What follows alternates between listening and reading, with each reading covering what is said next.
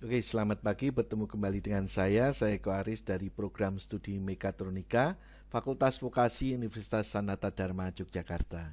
Nah, hari ini saya menyapa lagi, kita akan diskusi tentang V1000 Programming Simulator. Jadi bagaimana kita bisa belajar untuk pengendalian motor listrik dengan menggunakan inverter tanpa harus memiliki motor listrik dan inverternya. Jadi kita nanti bisa setting parameter dan mensimulasikan secara virtual. Oke, mari kita buka softwarenya.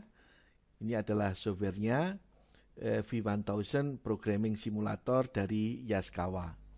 Oke, jadi nanti hari ini saya akan menunjukkan bagaimana kita bisa menjalankan, menghentikan, membalik arah putaran, sekaligus mengatur kecepatan dan setting akselerasi deselerasi, baik untuk pengendalian secara lokal, ya, secara lokal jadi melalui panel di sini, dan juga secara eksternal melalui tombol yang ada di sini, ya, digital input yang ada di inverter.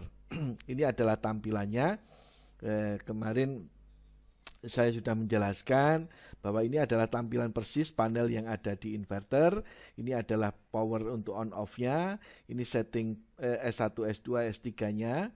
Terus kemudian ini adalah terminal-terminalnya yang ada di inverter, baik digital input, analog input, digital output, dan analog output.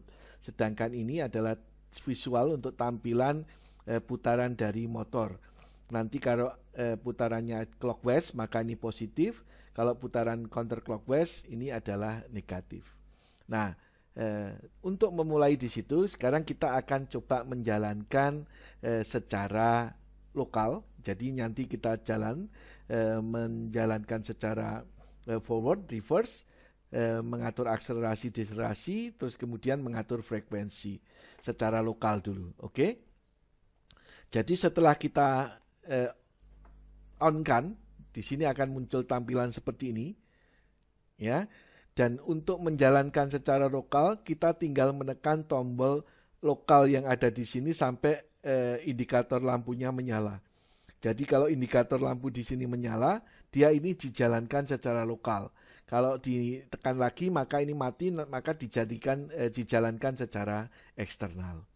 Oke, jadi nanti secara real di inverter juga akan dilakukan hal yang sama.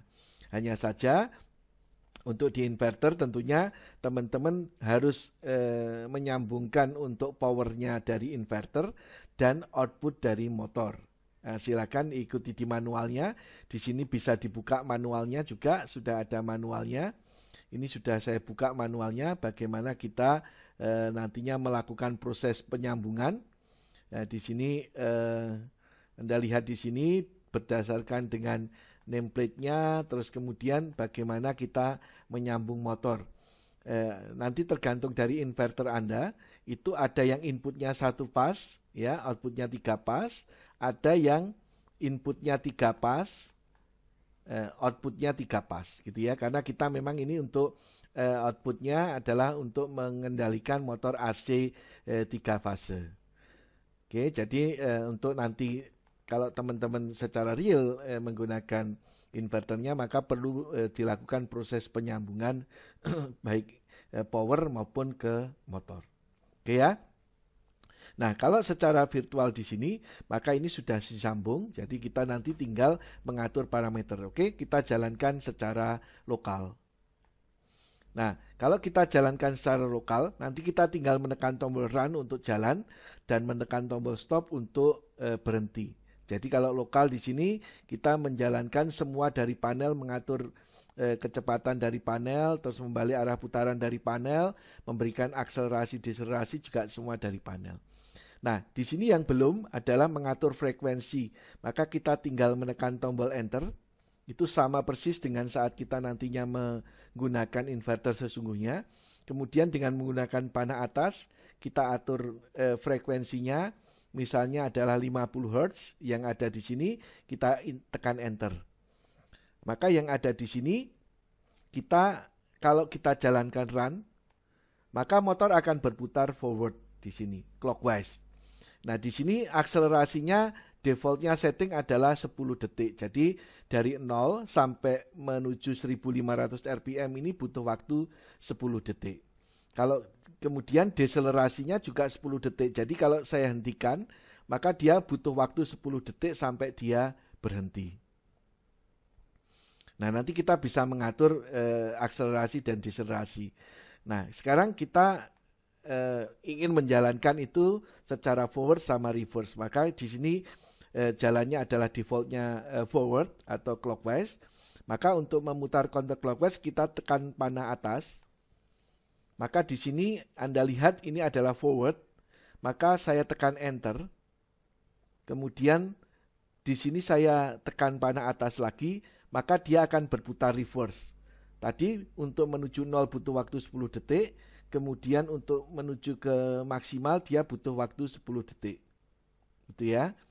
Nah, kalau kemudian ini saya enter, maka di sini sudah kita putuskan dia putarannya adalah counterclockwise. Kita tekan escape, ini 50 Hz dengan putaran counterclockwise. Di sini ditunjukkan dengan RPM-nya minus 1500 RPM.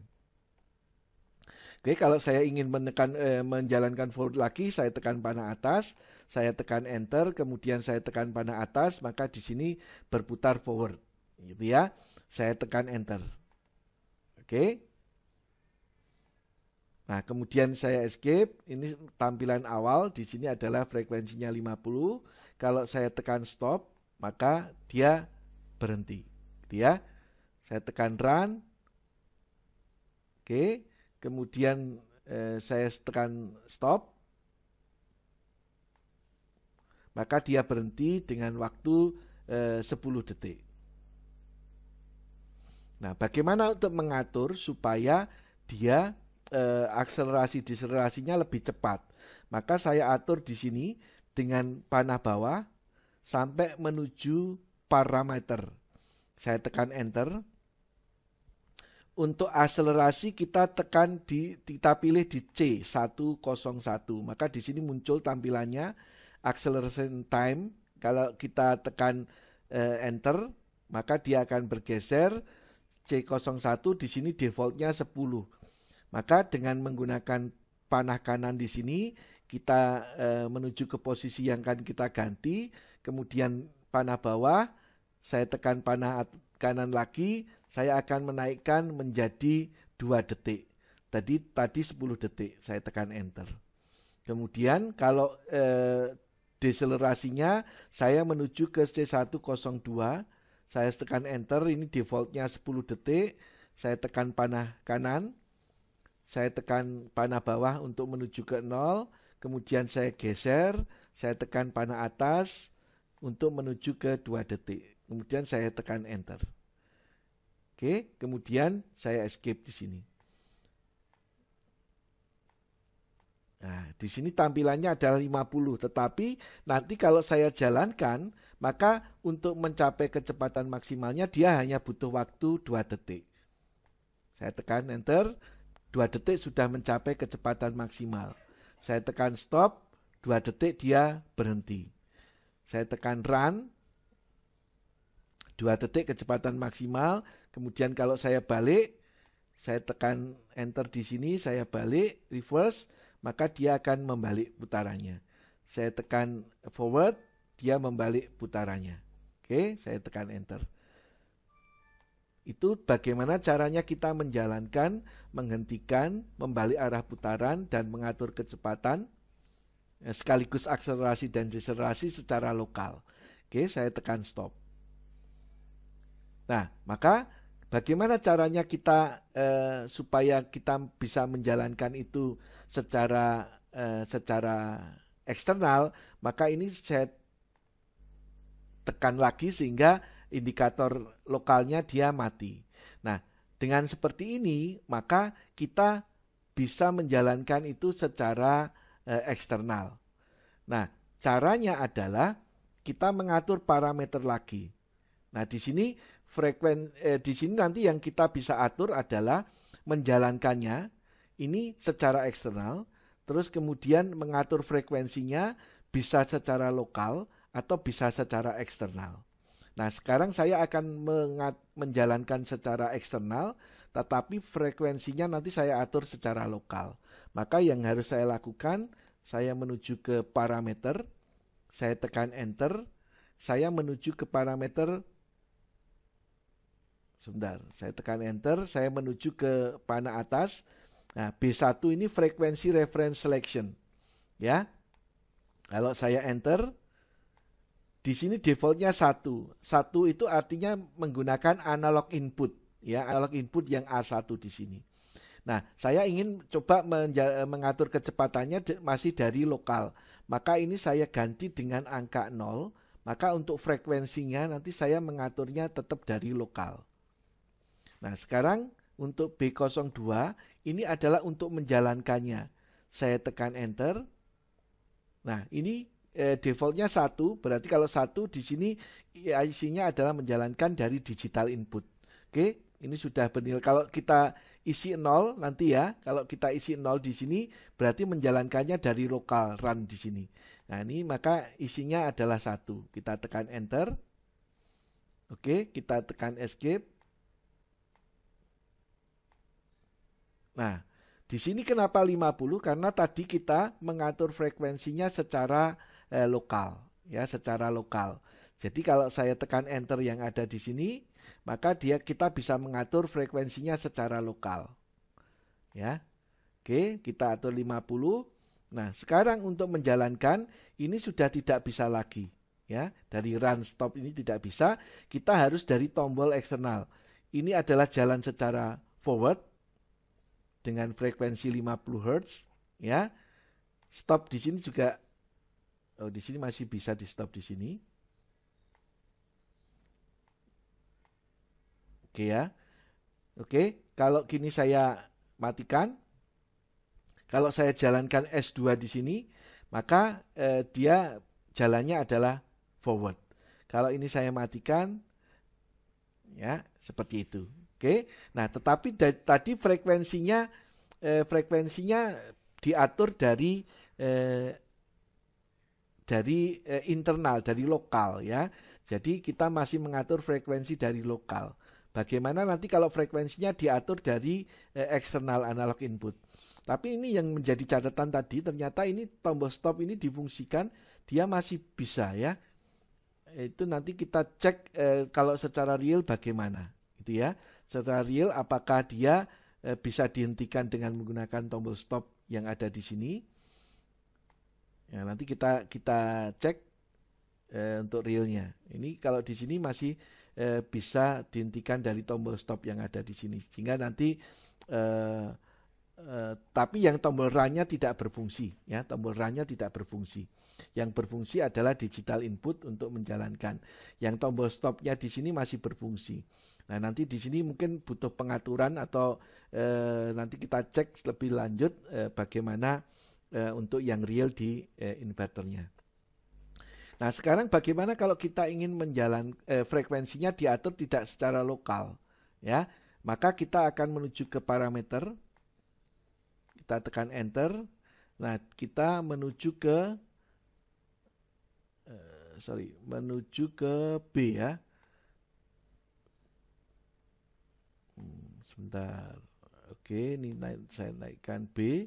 Ya, frekuensi reference, ya, saya tekan enter, saya tekan enter, saya tekan enter, ini nilainya tadi 0, kalau 0 itu berarti dari lokal, kalau 1 itu dari eksternal, maka saya tekan enter di sini. Oke, nah, maka yang terjadi di sini, kita sekarang frekuensinya di sini kenapa masih 0, karena kita tidak mengatur dari lokal lagi, nanti kita mengaturnya dari sini, ya.